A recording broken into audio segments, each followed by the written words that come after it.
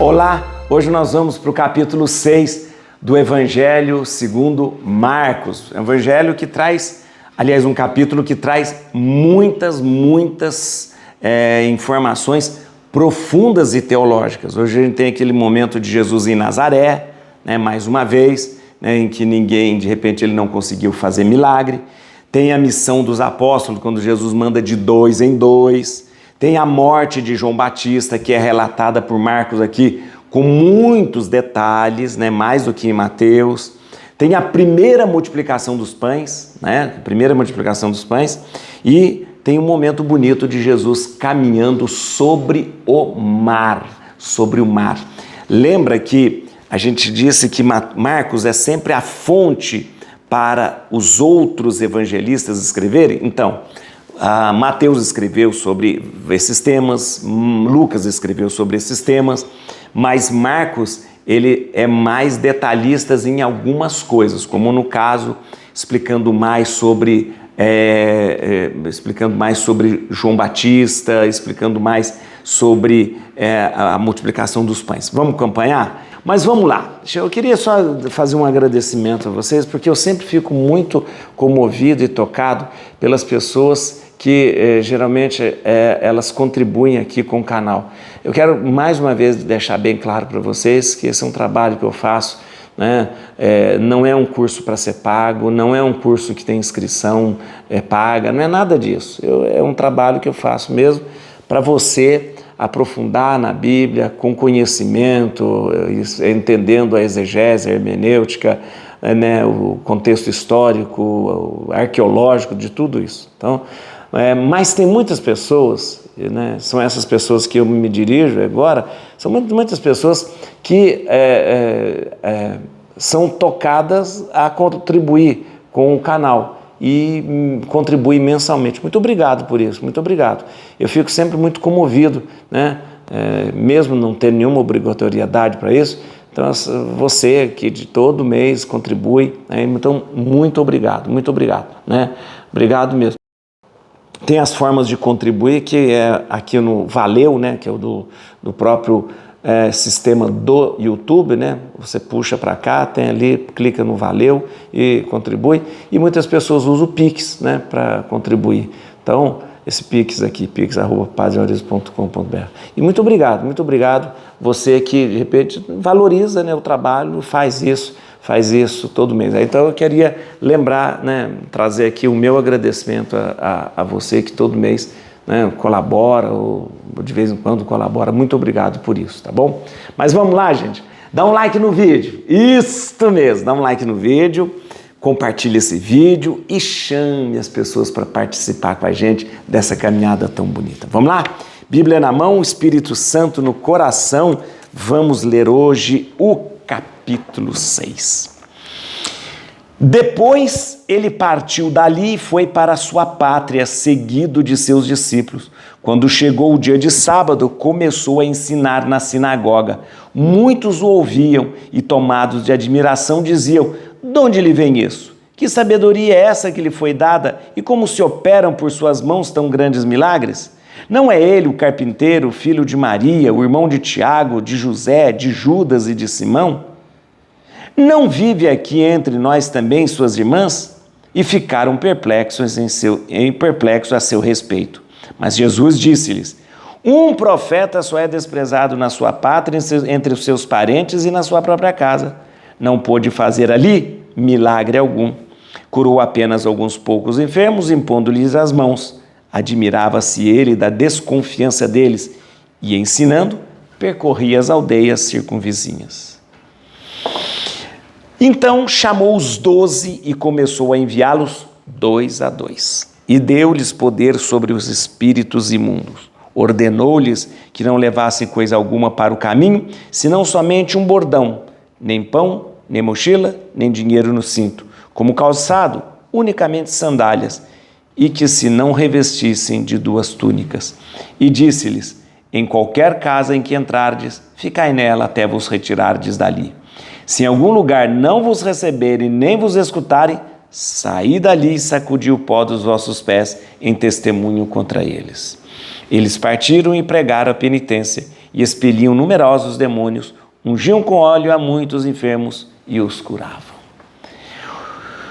O rei Herodes ouviu falar de Jesus, cujo nome se tornara célebre. Dizia-se: João Batista ressurgiu dos mortos e por isso o poder de fazer milagres opera nele. Uns afirmavam: é Elias. Diziam outros: é um profeta como qualquer outro. Ouvindo isso, Herodes repetia: é João a quem mandei decapitar, e ele ressuscitou. Pois o próprio Herodes mandou prender João e acorrentá-lo no cárcere por causa de Herodíades, mulher de seu irmão Filipe, com o qual ele se tinha casado. João tinha dito a Herodes: não te é permitido ter a mulher do teu irmão. Por isso, Herodíades o odiava e queria matá-lo, não o conseguindo, porém. Pois Herodes respeitava João, sabendo que era um homem justo e santo, protegia-o e, quando o ouvia, sentia-se embaraçado, mas mesmo assim, de boa mente, o ouvia. Chegou, porém, um dia favorável, em que Herodes, por ocasião de seu natalício, deu um banquete aos grandes de sua corte, aos seus oficiais e aos principais da Galileia. A filha de Herodíades apresentou-se e pôs-se a dançar, com grande satisfação de Herodes e dos seus convivas. Disse o rei à moça: pede-me o que quiseres e eu te darei. E jurou-lhe: tudo o que me pedires te darei, ainda que seja metade do meu reino. Ela saiu e perguntou à sua mãe: que hei de pedir? E a mãe respondeu: a cabeça de João Batista. Tornando logo a entrar apressadamente à presença do rei, exprimiu-lhe seu desejo: quero que sem demora que me des a cabeça de João Batista. O rei entristeceu-se, todavia, por causa de sua promessa e dos convivas, não quis recusar. Sem tardar, enviou um carrasco com a ordem de trazer a cabeça de João. Ele foi, decapitou João no cárcere, trouxe a sua cabeça num prato e a deu à moça, e esta a entregou à sua mãe. Ouvindo isso, os seus discípulos foram tomar o seu corpo e o depositaram num sepulcro. Os apóstolos voltaram para junto de Jesus e contaram-lhe tudo o que havia feito e ensinado.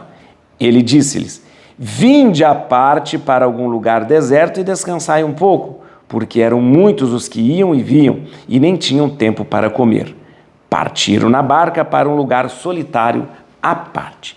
Mas viram-nos partir, por isso, muitos deles perceberam para onde iam, e de todas as cidades acorreram a pé para o lugar aonde se dirigiam, e chegaram primeiro que eles. Ao desembarcar, Jesus viu uma grande multidão e compadeceu-se dela, porque era como ovelhas que não têm pastor, e começou a ensinar-lhes muitas coisas. A hora já estava bem avançada, quando se achegaram a ele, seus discípulos disseram: este lugar é deserto e já é tarde. Despede-os para irem aos sítios e aldeias vizinhas e comprar algum alimento. Mas ele respondeu-lhes: dai-lhes vós mesmo de comer. Replicaram-lhe: iremos comprar 200 denários de pão para dar-lhes de comer? Ele perguntou-lhes: quantos pães tendes? E de ver. Depois de se terem informado, disseram: 5 e 2 peixes. Ordenou-lhes que mandassem todos sentar-se em grupos na relva verde. E assentaram-se em grupos de 100 e de 50. Então tomou os 5 pães e os 2 peixes, e erguendo os olhos ao céu, abençoou-os, partiu-os e os deu aos seus discípulos, para que lhos distribuíssem, e repartiu entre todos os 2 peixes. Todos comeram e ficaram fartos. Recolheram do que sobrou 12 cestos cheios de pedaços e os restos dos peixes. Foram 5.000 os homens que haviam comido daqueles pães. Imediatamente, ele obrigou os seus discípulos a subirem para a barca para que chegassem antes dele à outra margem, em frente de Betsaida, enquanto ele mesmo despedia o povo. E despedido que foi o povo, retirou-se ao monte para orar. À noite achava-se na barca no meio do lago, e ele a sós em terra. Vendo os que se fatigarem em remar, sendo-lhes o vento contrário, foi ter com eles pela quarta vigília da noite, andando por cima do mar, e fez como se fosse passar ao lado deles. À vista de Jesus, caminhando sobre o mar, pensaram que fosse um fantasma e gritaram, pois todos ouviram e se assustaram. Mas ele logo lhes falou, tranquilizai-vos, sou eu, não vos assusteis. E subiu para a barca, junto deles, e o vento cessou. Todos se achavam tomados de um extremo pavor, pois ainda não tinham compreendido o caso dos pães. Seus corações estavam insensíveis. Navegaram para o outro lado e chegaram à região de Genezaré, onde aportaram. Assim que saíram da barca, o povo reconheceu.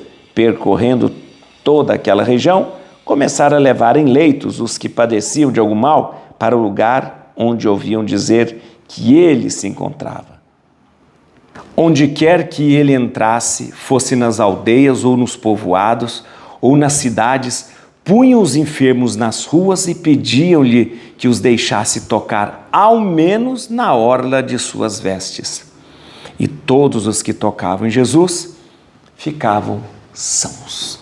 Gente, vamos lá que nós temos umas coisas muito interessantes para comentar aqui, que é o seguinte, é importante que você saiba, nós temos várias sequências aqui, aliás, nessas sequências dos atos de Jesus, que começa aí Jesus em Nazaré, e depois Jesus que dá a missão de 2 a 2, depois, no meio dessa história, para e entra a narração da execução de João Batista, aí continua, né, na multiplicação dos pães e depois um momento em que Jesus caminha sobre as águas.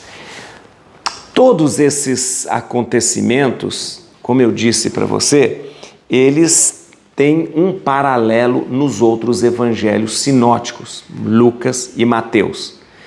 Como é Marcos fonte de informação tanto para Lucas quanto para Mateus, Marcos é um pouco mais detalhista em alguns aspectos. Por exemplo, na execução de João Batista, ele é bastante detalhista, né? E Marcos faz questão de fazer alguns paralelos, inclusive na multiplicação dos pães aqui, que Mateus não havia colocado. Então você vai acompanhar comigo, você vai ver que como é interessante esse capítulo 6. Vamos lá começar, gente. Primeiro eu queria lembrar você aqui, no momento em que Jesus é apresentado como um carpinteiro. No versículo 3, quando ele chega em Nazaré, o pessoal começa a se admirar, né, e dizer assim, não é ele o carpinteiro, filho de Maria, irmão de Tiago, de José, de Judas e de Simão? Não vive aqui entre nós as suas irmãs? E ficaram perplexos a seu respeito. Quanto à questão de irmãos e irmãs, nós já falamos para vocês que se tratam da parentalha de Jesus, ou seja, os parentes de Jesus. Jesus era filho único, nós sabemos, Maria não teve outros filhos, mesmo porque se tivesse tido outros filhos, esses filhos estariam com Maria na crucifixão, né? Porque é comum que na crucifixão fique os familiares somente, né? Como Maria não tinha nenhum familiar, acabou ficando João e as 3 Marias ali, mas Maria não tinha outros filhos, e esses nomes que são dados aqui são os parentes de Jesus, né? Como a gente sabe, já expliquei você muito. Mas o que importa aqui é o termo carpinteiro. Quando a gente fala de carpinteiro, e mesmo carpinteiro o termo usado para José, né, pai de Jesus, adotivo de Jesus, quando a gente usa a palavra carpinteiro para Jesus, né, Jesus, o carpinteiro de Nazaré, o que isso significa? O carpinteiro não é uma profissão que nós conhecemos hoje. O carpinteiro é aquele que faz móveis, aquele que faz, de repente, o telhado, o carpinteiro é aquele que, de repente, faz o carro de boi. Não, né?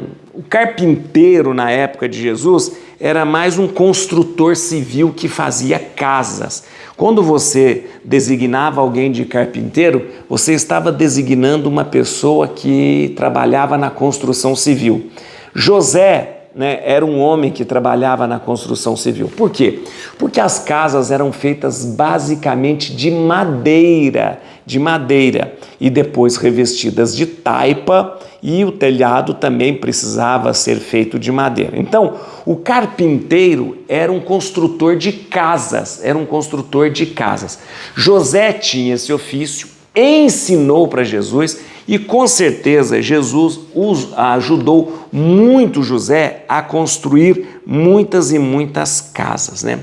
É interessante, e aqui eu vou chamar atenção para você, é interessante que Marcos fala de Maria, a mãe de Jesus, de todos os parentes, mas não cita o pai José. Olha aqui. Não é ele o carpinteiro, filho de Maria, ok? Irmão de Tiago, de José, de Judas, Simão, não vive aqui entre nós, suas irmãs, e ficaram perplexos a seu respeito. Não comentou de José. Gente, isso é estranho, porque na cultura judaica, o pai é a figura mais importante. Como você cita a mãe, cita os parentes e não cita o pai. Os teólogos dizem que Marcos tinha uma compreensão muito clara de que o pai de Jesus é Deus. O pai de Jesus é Deus, né? Então, por isso não é citado o nome de José aqui, né? José aqui. Então, os exegetas que aprofundam dizem que Marcos tinha muito claro para si, muito claro, que Jesus era um filho adotivo de José. Então, e ele tinha como pai o próprio Deus. Aliás, é isto que Marcos quer anunciar. Jesus, o Filho de Deus. Olha, desde quando nós começamos a ler Marcos, no primeiro capítulo, ele reafirma a mesma expressão. O Filho de Deus, o Filho de Deus, o Filho de Deus. Então, o fato de Marcos não citar José aqui é para reafirmar que Jesus é Filho de Deus, que o pai de Jesus é Deus. Vamos lá, continua aqui, na impossibilidade de fazer milagres. Ele está em Nazaré, não pôde fazer ali milagre algum, curou apenas alguns poucos enfermos, impondo-lhe as mãos. Muito bem, por que ele não pôde fazer milagre? Porque, ora, pela falta de fé. As pessoas olhavam para Jesus e não acreditavam. E diziam, mas ele eu conheço, ele é carpinteiro, a mãe é Maria. E eles não tinham fé. Por causa da falta de fé, Jesus não realizou nenhum milagre. Lembra que quando Jesus cura a hemorroísta, Jesus diz, tua fé te salvou? Lembra quando ele vai para a casa de Jairo, ele diz para Jairo assim, olha, não se preocupe, não se atemorize, crê somente. Olha o que ele diz para Jairo, não se atemorize, crê somente. Fala para a mulher que tinha um fluxo de sangue, tua fé te salvou. É necessário a fé para que o milagre aconteça, porque senão seria mágica. É necessário um movimento de fé, de entrega, de salto no escuro para que o milagre aconteça. Aquele pessoal ali não acreditou e não tinha fé. O milagre não aconteceria. Isso vale para hoje, para você, viu? Não adianta querer pedir para Deus como se ele fosse um fazedor de mágica, não. A gente pede se jogando na fé e dizendo, eu creio. Crê somente. Eu peço a Deus e falo assim, já tenho certeza que consegui. Eu peço a Deus e já falo para mim, já sou, possuidor dessa graça e dessa bênção. Agora, se pedir sem fé, não que ele não consiga fazer, mas é porque você obstaculiza a fé, coloca o milagre, coloca uma barreira e Deus não consegue fazer o milagre. Muito bem. No versículo 10, tem uma coisa muito interessante. Lembra quando Jesus fala assim, E disse-lhes: em qualquer casa em que entrardes, ficai nela até vos retirares dali. Isso aqui é basicamente o mandamento da hospitalidade, né? Todo mundo deveria receber o outro na sua casa, né? A hospitalidade oferecida ao missionário é fabulosa na cultura semítica, né? Então, uma pessoa que vai levar a palavra de Deus, você deve abrir a sua casa, você deve dar a cama, você deve dar comida, você deve dar água, né? E Jesus fala: vai e leve. Se ninguém quiser você, então bata o pé, ou seja, vai embora, sem levar ressentimento, sem levar nada, vai embora, né? E daquele lugar, né? O próprio pó que não vai ser pregado nos seus sapatos vai ser testemunho contra eles, né? Mas a hospitalidade aqui é algo que deve ser lembrado, e até hoje, como falta-nos a hospitalidade, né? Às vezes a gente recebe, aliás, nem recebe a pessoa, né? Nem recebe a pessoa em casa, no coração, nada, né? Vamos lá, no versículo 12, eles partiram e pregaram a penitência. O que é pregar a penitência? Pregar a penitência? Muito bem. A questão de penitência aqui é a conversão e o arrependimento. Na verdade, essa expressão penitência significa conversão, arrependimento. Então, eles partiram e pregaram a conversão, pregaram o arrependimento, né? Então, eles foram pregar esta conversão. Muito bem. No versículo 13, né, ainda na missão dos apóstolos aqui, expeliam numerosos demônios, ungiam com óleo a muitos enfermos e os curavam. Ungiam com óleo? Mas peraí, que óleo é esse? A unção aqui não é um remédio medicinal. Você sabe que naquele tempo, como não existia muitos remédios, as pessoas usavam muito óleo, o azeite mesmo, azeite de oliva, como curativo, né? Você vê o samaritano ali, quando ele é achado todo estrupiado, machucado e tal, geralmente eles deitam óleo, né, para curar aquelas feridas. Aqui não é usar o óleo como um remédio medicinal, não, mas aqui o óleo é o gesto do poder milagroso, né, de milagre. Assim como você impõe as mãos, né, você passava o óleo mostrando o poder miraculoso.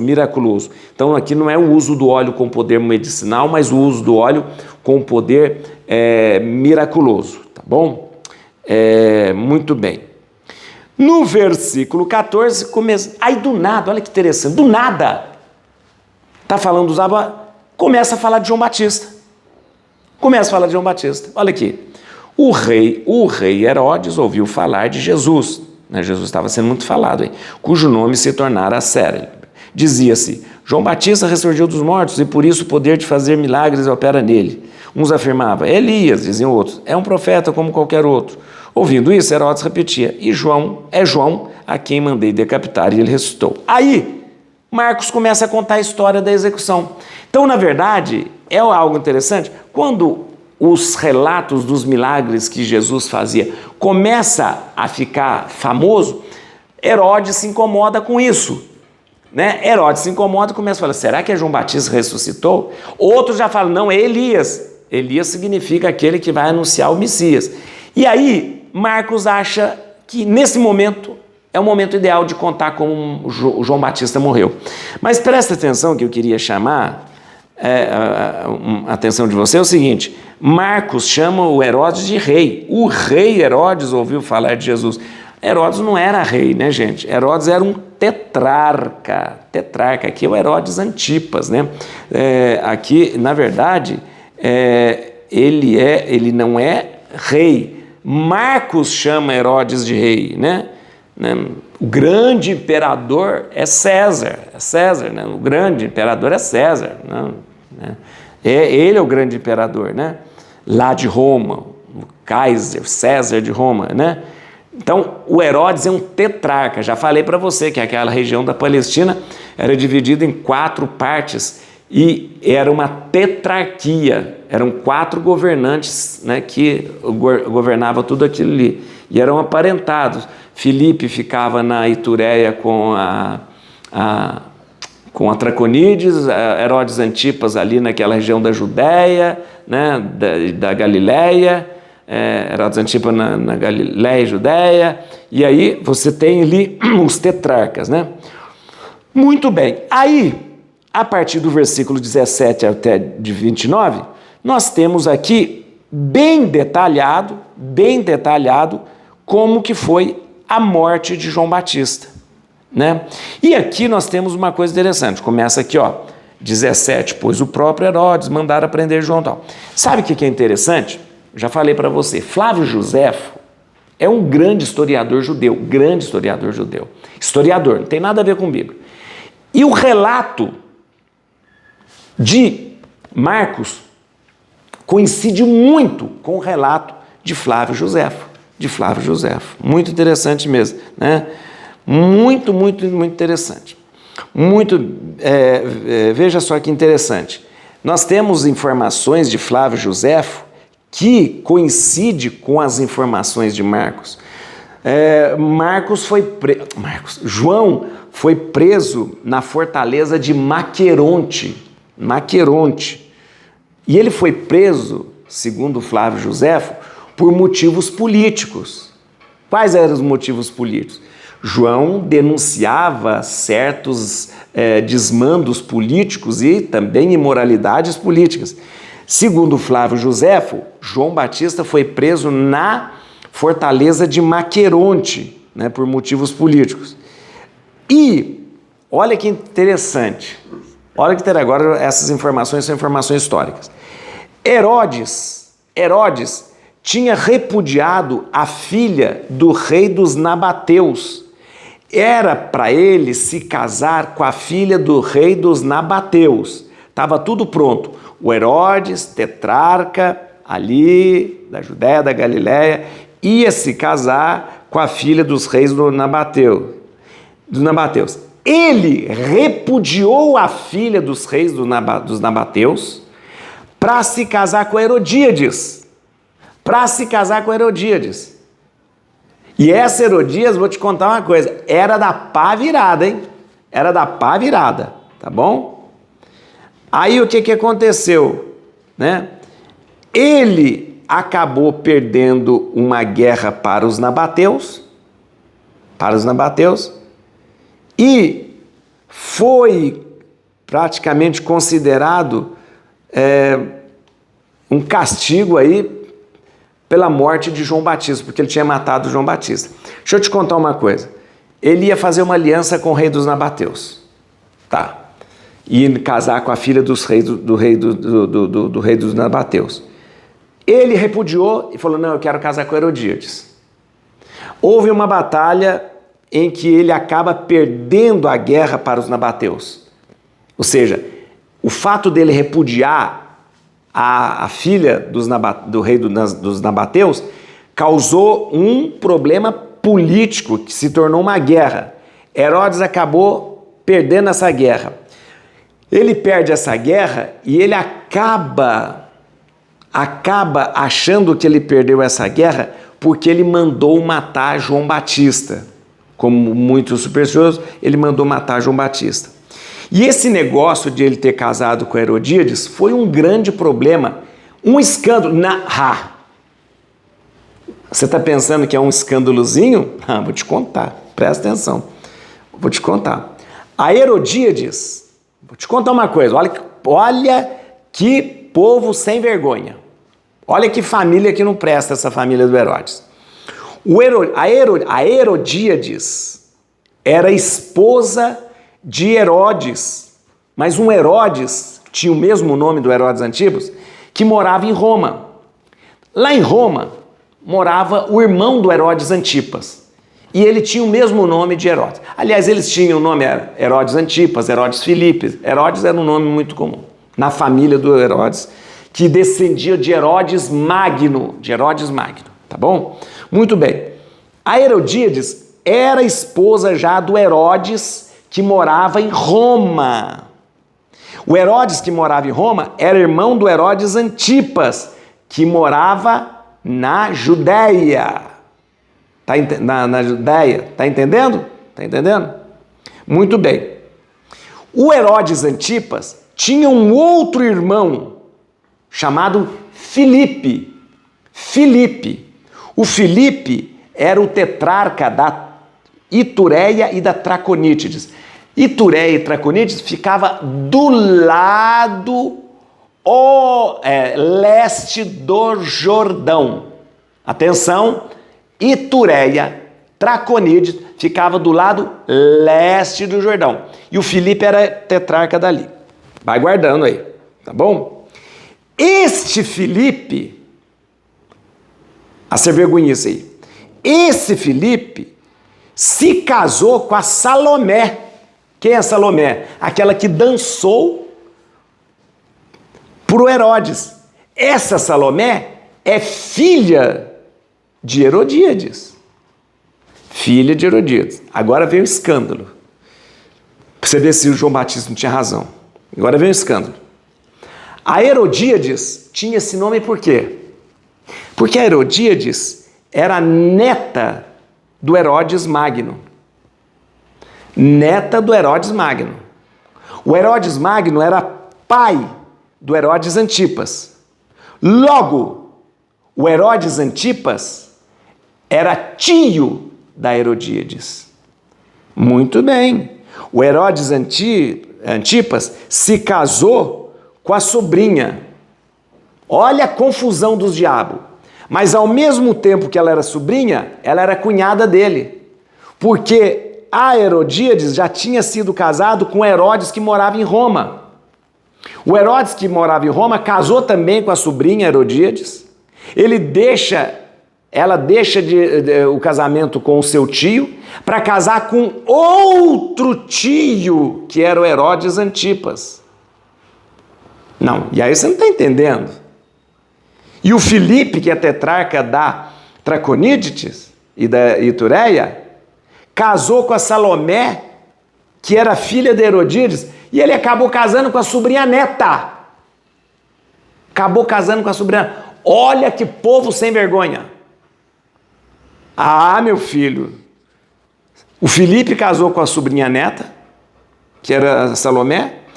O Herodes Antipas casou com a sobrinha e, ao mesmo tempo, ex-cunhada. Muito bem. Olha que coisa horrorosa. Você acha que o João Batista ia ficar calado? Claro que não. João Batista meteu a língua nisso tudo, nessa sem-vergonhice, nessa falta de moralidade. É tio que casa com sobrinha, tio que casa com sobrinha neta, é tio que dê um horror. Essa família de Herodes não presta, não acredita neles. É um povo que já não presta desde o tempo que Jesus nasceu, quando mandou matar lá as crianças, né? Mas, uma família que não vale nada, família de Herodes. Nada, nada, nada. E João Batista, então, começa a falar e fala muito mesmo, tá bom? O que acontece é que João Batista foi decapitado por causa daquela história toda, que a Salomé, né, que dançou lá, que filha de Herodíades, pediu, né? E tudo armado, gente, tudo armado. Não vem com essa história de falar que, ai meu Deus, não sabia. Mentira. Ai, a filha ficou, eu não sei. Estava combinado com a mãe, Ai, mãe, o que é que eu vou pedir para... O que é isso? Você acredita que a Salomé... Ai, não sabia que minha mãe ia pedir isso. Tudo combinado.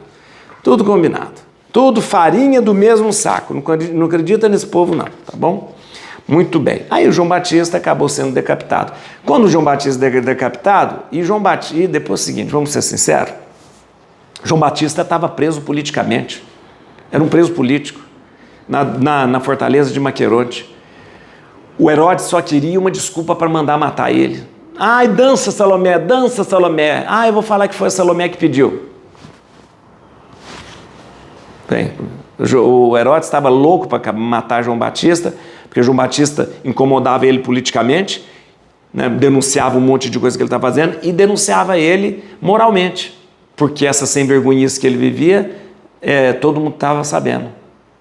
Então o Herodes estava louco para matar ele. Precisava de uma desculpa. Bota a Salomé para dançar aí que eu vou matar ele. Aqui, Fala que, ai, fiquei triste de matar João Batista. Ficou nada. Eu incomodava ele, era preso político. Ele queria dar um fim nesse preso político. Mas queria uma desculpa. Tá bom. Vamos lá. Muito bem. Continuando aqui, nós temos a primeira multiplicação dos pães, que é uma coisa muito interessante. A primeira multiplicação dos pães, ela começa a partir da compaixão que Jesus tem pelas pessoas que estão ali abandonadas como um rebanho sem pastor. Olha que interessante, versículo 34. Ao desembarcar, Jesus viu uma grande multidão e compadeceu-se dela, porque era como ovelhas que não têm pastor, e começou a ensinar-lhes muitas coisas. Ovelhas que não têm pastor. Compaixão, compadeceu-se. Compaixão, porque eram ovelhas que não têm pastor. Ovelhas que não têm pastor. Jesus vai se apresentar como um pastor destas ovelhas. Muito bem. A compaixão de Jesus é motivada pelo estado de abandono do povo. Ovelhas que não têm pastor. Então, quem deve ser pastor dessas ovelhas? Jesus. Jesus vai ser pastor dessas ovelhas. Essas ovelhas não têm pastor. Então, elas não têm onde tomar água e não têm onde comer. Não é assim que o Salmo 22 fala? Que o pastor leva as ovelhas para comer e para tomar água? Então, elas estavam ali como ovelhas sem pastor. Ninguém estava cuidando delas. Muito bem, no versículo 35 começa a multiplicação dos pães. Do 35 ao 44, você tem aqui a multiplicação dos pães. A hora estava avançada, esse lugar é deserto, despede para ir comprar coisas, respondeu, dai vós mesmos de comer, iremos comprar 200 denários. Como? Quantos pães tem? De ver. Depois de ter informado, disseram 5 pães e 2 peixes. Ordenou que mandasse todos sentar, multiplicou os pães, aquela coisa toda, muito bem. Nós temos aqui uma coisa muito interessante. O relato da multiplicação dos pães, né, ele se repete 6 vezes nos evangelhos. Né? Nós temos algumas multiplicações de pães, mas olha, há 6 relatos de multiplicação dos pães. 2 relatos em Mateus, você já estudou comigo os 2 relatos, a primeira e a segunda multiplicação dos pães. 2 relatos em Marcos, a primeira e a segunda multiplicação. 1 relato em Lucas e 1 relato em João. Olha pra você ver uma coisa, 2 em Mateus, 2 em Marcos, 1 em João, 1 em Lucas. Olha para você ver como que os evangelistas levavam a sério o relato da multiplicação dos pães. E a multiplicação dos pães foi um fato tão espetacular, tão maravilhoso, que eles repetiram isso 6 vezes nos relatos. 6 vezes. Então, não é assim, é um gesto simbólico, é um gesto só para mostrar e ilustrar. Não, é um fato que chamou tanto a atenção do povo e dos apóstolos e dos evangelistas que eles repetem 6 vezes. Mas veja uma coisa interessante aqui. Eu falei que Jesus diz, eles são como ovelhas sem pastor. O pastor leva as ovelhas para comer e leva as ovelhas para a relva para descansar. Não é isso? O Salmo 22 fala, ele me leva até as águas tranquilas, me conduz pelos relvas e pelos pastos, não é? Então vai comigo aqui, 39. Ordenou-lhes que mandassem todos sentar em grupos na relva verde. Assim como o pastor leva a ovelha para pastar na relva verde, Jesus, como bom pastor, faz o povo sentar, descansar, dignidade para comer. Muito bem, o povo se senta. Quem come em pé é cavalo. Quem come em pé é bicho, é animal. Jesus leva o seu povo, que está como ovelha sem pastor, para a relva verde, para os pastos, como o bom pastor leva as ovelhas. Faz eles se sentarem porque eles não são bichos. É dignidade de ser humano que senta para comer, porque quem come em pé é bicho que come em pé. Eles se sentam, e é uma referência direta ao Salmo 22, porque o Salmo 22 fala do pastor que dá alimento para a ovelha e faz as ovelhas descansarem. Olha que lindo. No versículo 40, olha que lindo agora. E assentaram-se em grupos de 100, de 50, 40. Fala para a gente aqui, olha, a organização do povo no deserto. Olha que Jesus organizou o povo, olha, aqui de 100, de 50. Sabe o que lembra isso? O povo, quando caminhava no deserto, quando eles paravam para se alimentar, quando eles paravam para fazer qualquer atividade, o povo era organizado em grupos de 100, de 50 e tal.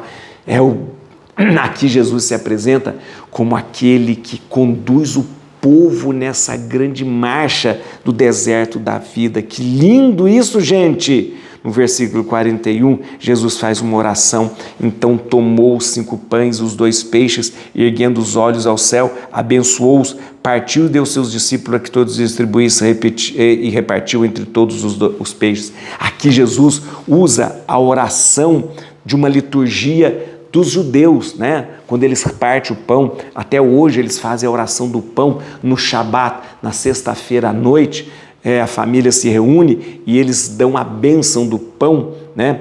Ali no Shabat. Jesus usa uma prece de louvor que era muito comum na liturgia judaica, parte o pão e Deus realiza o milagre.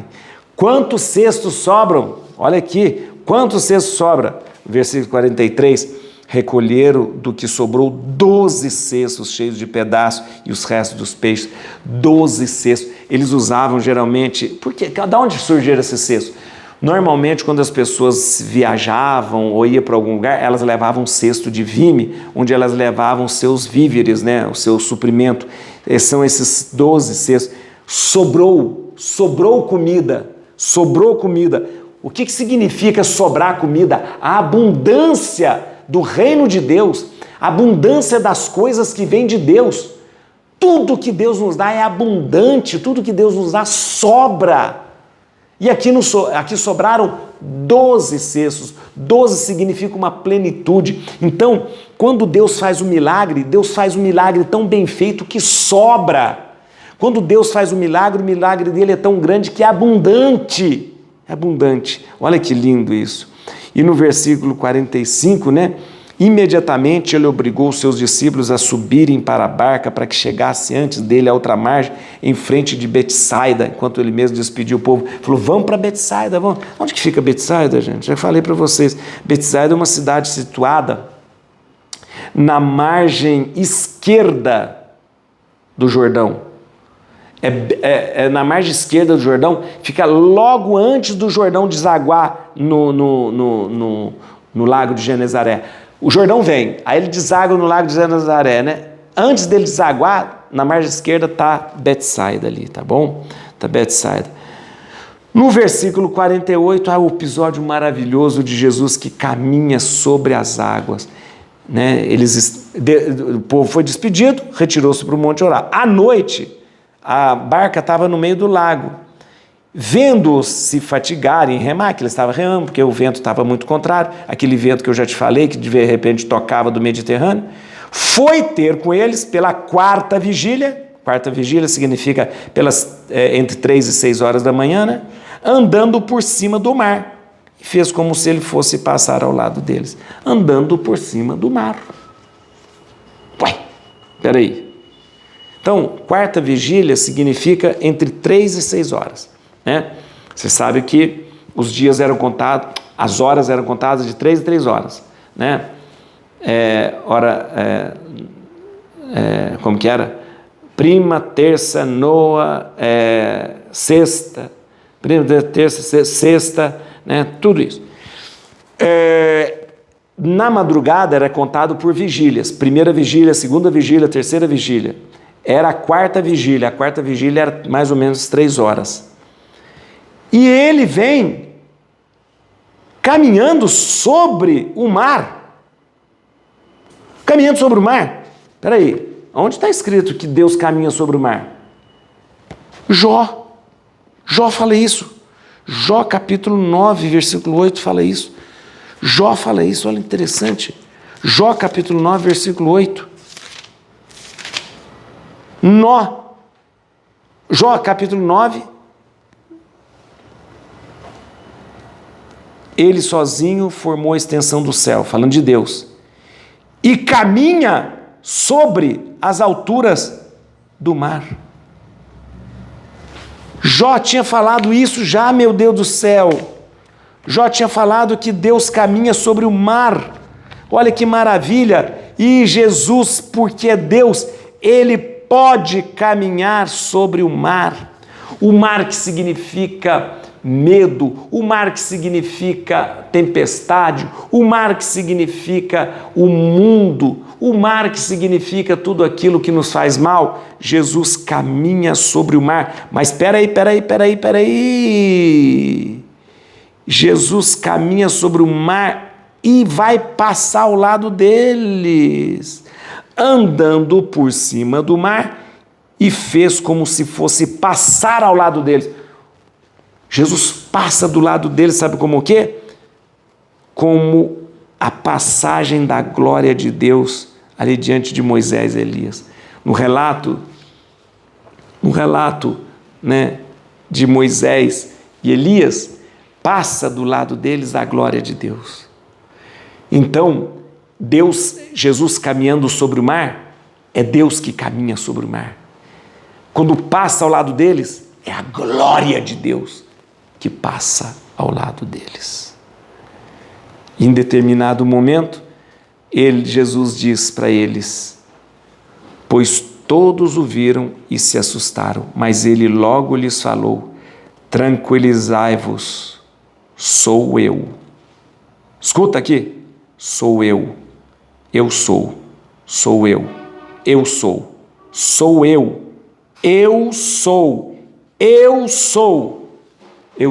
é o nome de Deus. Naquele momento em que Jesus caminha sobre o mar, ele se mostra como Deus verdadeiro, porque só Deus pode caminhar sobre o mar. Naquele momento, ele passa ao lado deles como a glória de Deus que passa por eles. E o próprio Jesus diz, não tenham medo, eu sou. Aqui está Deus. Muito bem, e assim a gente termina. Eu que só queria chamar a atenção no finalzinho aqui, ó, onde quer que ele andasse, fosse, né, os enfermos nas ruas pediam que lhe tocasse, que os deixasse tocar, ao menos na orla de suas vestes. É interessante, Marcos, lembrar que Jesus carregava na orla das suas vestes as franjas, aqueles tzitzi, porque Jesus, ele era um judeu fiel. Usava o que tinha que todo judeu usava as franjas, o tzitzi, né? Porque Jesus era um homem fiel à lei. Bom, olha, gente, é muito bonito a gente analisar ponto por ponto e aprofundar ponto por ponto do Evangelho. Assim a gente vai percebendo que Jesus tem algo muito especial para nós, para sua família, para nós em particular, e para cada um de nós um jeito diferente de chegar ao nosso coração. Et crucem Domine, fugit partes adversae, vite teleo de tribiuda, radix Davide. Aleluia.